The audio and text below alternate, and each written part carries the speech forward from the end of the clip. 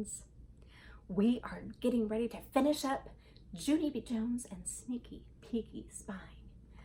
We've just got 2 chapters left, and we're gonna find out today if Junie B gets in trouble for spying, if Mrs. gets in trouble for stealing grapes at the grocery store, and we might even get to find out if Junie B makes the cookies that she's supposed to make for Grandparents' Day. Let's see what happens.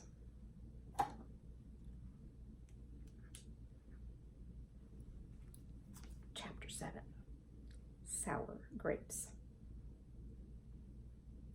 Principal called Mrs. to come to his office. Only I didn't even know he was going to do that sneaky thing. That's how come I had to pull my skirt way over my head, or else Mrs. would see me there, and she would know I tattletaled on her. Don't do that, said Principal. Yeah, only I'm allowed, I said from underneath my skirt, because I have on my new red tights and also boxer shorts. After that, Principal went out of his office, and I heard my teacher's voice outside the door. Then I quick got down from my big wood chair, and I hid it under Principal's giant desk, because I was scared of what was going to happen, that's why.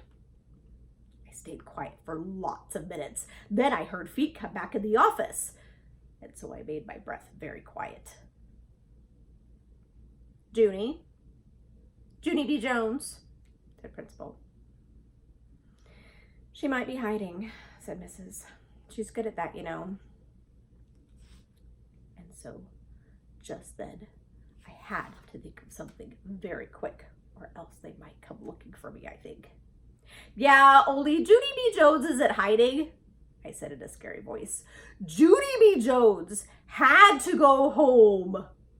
Only don't call her mother, or else she will get mad at you and crack your head open. After that, feet walked real fast around the desk. It was Principal. Come out of there right now, young lady, he said. I peeked my eyes at him. Shoot, I said very quiet.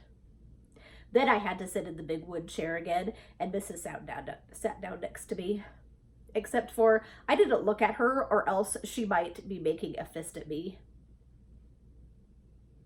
Good afternoon, Junie B, she said in a nice voice. I did a gulp. I think you and I need to have a little talk, she said. Then my eyes got a teeny bit of wet in them, because a little talk means I'm going to get yelled at.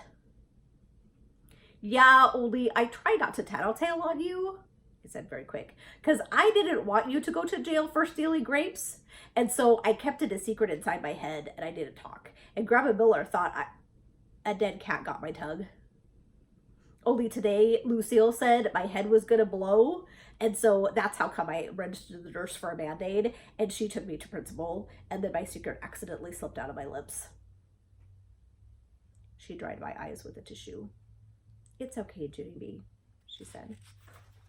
I'm not angry at you. I just need to know what you saw me do at the grocery store. Can you tell me what you saw? Then she said the word exactly. I made my voice very whispery. I exactly saw you eat grapes, I told her. Except for you didn't pay the store man for them. You just put them in your mouth and ate them. And that is called the word of stealing, I think. After that, I hid my head under my skirt again. You don't have to hide, Junie B, said Mrs. I'm the one who should be hiding. I'm the one who took the grapes. I peeked my eyes over my skirt at her. Then Mrs. did a little smile, and she explained all about what happened. 2 weeks ago, I bought some grapes at the grocery store, she said. But when I got them home, I discovered that they were so sour no one in my family would eat them. So this week, when my husband and I went back to the store, I thought I'd be smart and taste a couple of grapes before I bought them. I raised my eyebrows. Is that the rules? I asked, very quiet. Mrs. shook her head. No, she said, that's not the rules. I should have told the grocery man about my sour grapes, and then I should have asked him if I could sample one or two, but I didn't do that. And it was right of you to worry when you saw me eating them without paying for them. It was? I asked. Mrs. smiled again. Of course it was, she said. It shows you know right from wrong. And it also shows that teachers make mistakes just like everybody else. Teachers aren't perfect, Junie B. No one is perfect. After that, I felt relief in me because of no more secrets, that's why. Yeah, and guess what else I saw? I said, very happy. I saw you and your strange man do a big smoochy kiss, and it was right in front of the whole entire everybody. Only you didn't even know I was spying on you.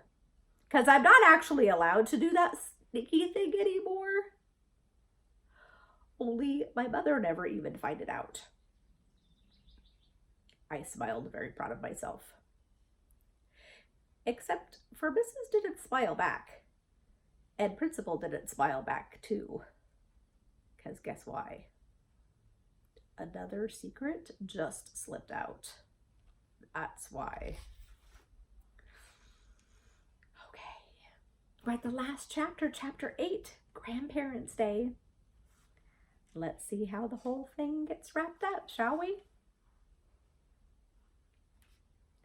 Mrs. went back to room 9. That's because the bell rang to start kindergarten, of course. Only Principal didn't let me go too. He said to stay in my wood chair. Then he called Mother on the telephone, and he told her all about the grocery store and also about my sneaky peeky spying. Principal is a squealer. After that, Mother said she wanted to talk to me. Only when I said hi, she didn't even say hi back. She said she wasn't very happy with me, Missy, and no more spying means no more spying. And we would talk about this after her work. Then Mother said she never wants to get any more phone calls from Principal. Did I understand? Did I? I looked at Principal. Mother says not to call her anymore, I told him. Then Mother did a loud groan in the phone, except I don't know why. After that, me and her hanged up, and Principal said I could go to room 9, and so I ran there speedy quick. Only too bad for me, 'cause I got there too late to sing My Country 'Tis Thee, Sweet Land of Liver Free, which is my favorite flag song. And so I just had to sit down at my table, and that's all. I showed Lucille my Band-Aid. See, my head's not blown up, I said, very happy. Too bad, said a mean boy named Jim. I made a fist at him. Then me and him got into a scuffle.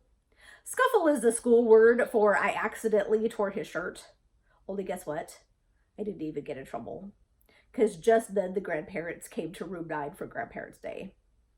Hey, there's mine! There's mine! I hollered, very excited.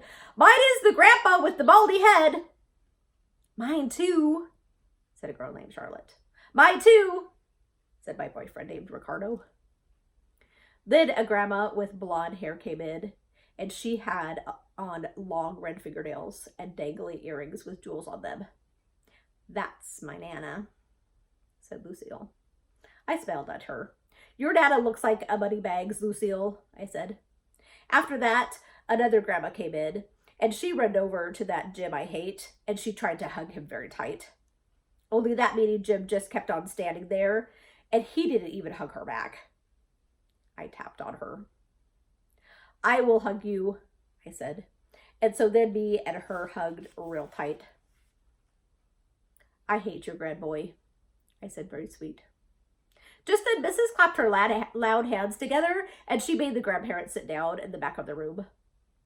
Then the children talked all about what we do in room 9. It is fun in here, said my bestest friend, that Grace. We learn to count and to read and to wash our hands after we go to the bathroom. And we learn recess and snacks and art, said Ricardo. Art is my favorite, I called out. Only my art didn't get hanged up because I painted a horse and his head turned out like a fat wiener sausage, and so I had to tear it up and stomp on it with my shoes. Then that mean Jim did a cuckoo sign at me. It was right in front of the whole entire grandparents. Yeah, only everybody makes mistakes, I said. Right, Mrs. Right? Because on Saturday, you kissed a strange man at the grocery store, and then you stole a bunch of grapes, and so even teachers make mistakes, right? Mrs. Face went funny. Then her skin turned the color of reddish, and her voice couldn't say any words. How come you weren't talking, Mrs.? I hollered out. Does the dead cat got your tongue? Just then Grandma Miller made a loud laugh in the back of the room.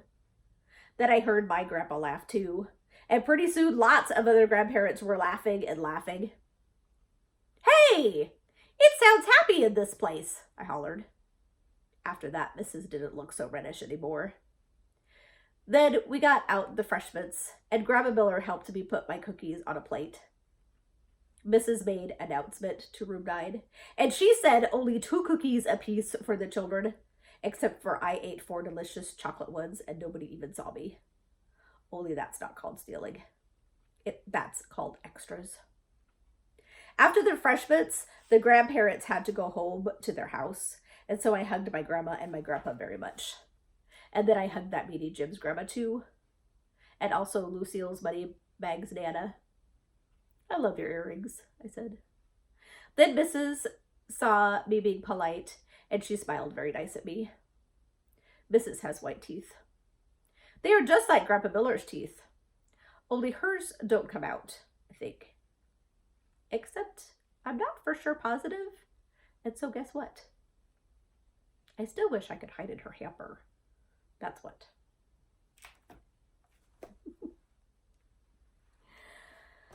Okay, friends. Junie B Jones and Sneaky Peeky Spying. I hope you liked it. I think it's one of her funniest books. Barbara Park does a really good job with Junie B and her stories. Remember, you can go to the library and get more Junie B Jones books. You can find lots of great books at the library, and I hope you're reading this summer. I'll see you next time, friends.